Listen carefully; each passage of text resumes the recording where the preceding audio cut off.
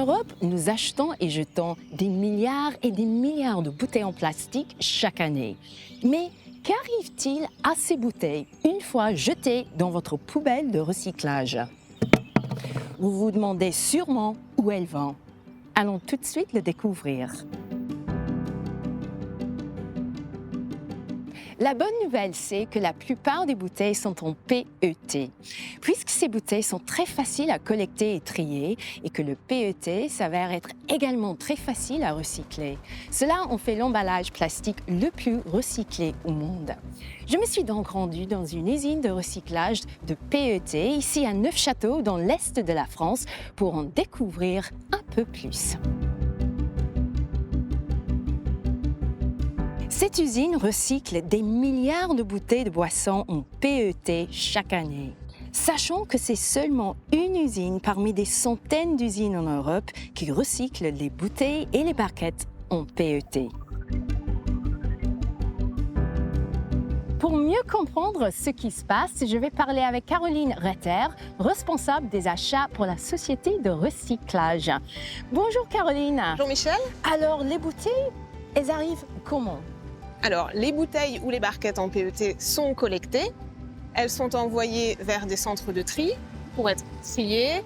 Elles sont ensuite pressées en balles pour faciliter leur transport. Et elles arrivent à l'usine de recyclage et ici pour y être recyclées. Alors, qu'est-ce qui se passe après ? Eh bien, nous allons voir. Ah, ok, par là ? Par là. Ouais.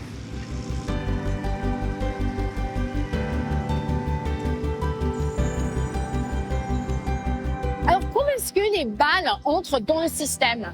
Alors à cet endroit, c'est ici que nous allons ouvrir les balles et puis nous allons les pousser vers un convoyeur et les bouteilles vont vraiment commencer à cet endroit à entrer dans le process de recyclage. Alors, qu'est-ce qui se passe maintenant ici? Les étapes suivantes du process, nous avons donc séparation par aimant pour les métaux, ensuite une étape de prélavage pour retirer la plupart des étiquettes et la colle. Et ensuite, plusieurs niveaux de tri bouteilles pour retirer tout ce qui n'est pas PET ou de la bonne couleur. Le tri des bouteilles, nous avons 3 niveaux de tri optique. Les machines vont éjecter tout ce qui n'est pas en PET ou tout ce qui n'est pas de la bonne couleur. Et après, les bouteilles vont où? Alors les bouteilles continuent sur ce tapis et vont être emmenées vers des broyeurs qui vont donc broyer les bouteilles en paillettes.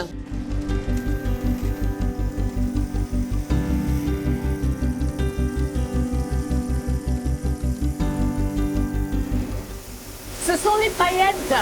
Qu'est-ce qui se passe maintenant? Alors les paillettes arrivent sur des machines qu'on appelle des trieuses sur paillettes. Des machines de tri optique qui vont détecter tout ce qui n'est pas en PET, de la bonne couleur, et la machine va les éjecter.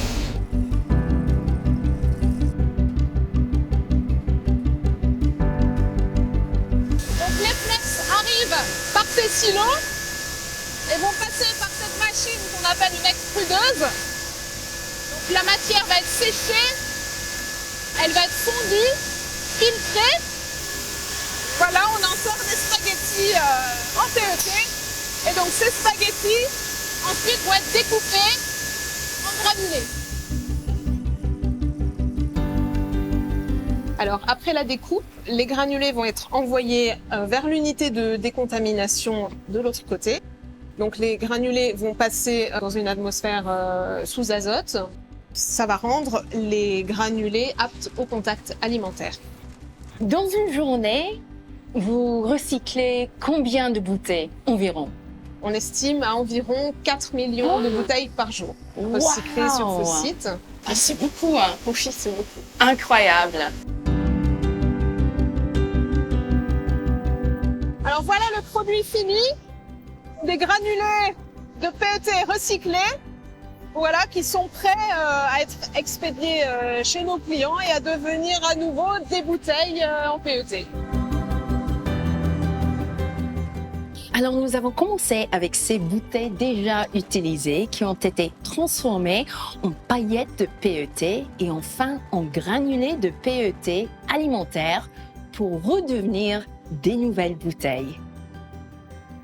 Si nous veillons tous à ce que nos bouteilles et barquettes en PET soient collectées pour être recyclées, alors ce processus peut se poursuivre continuellement, permettant de boucler la boucle du processus de recyclage et d'en finir avec les déchets. Le plastique PET est destiné à être retransformé.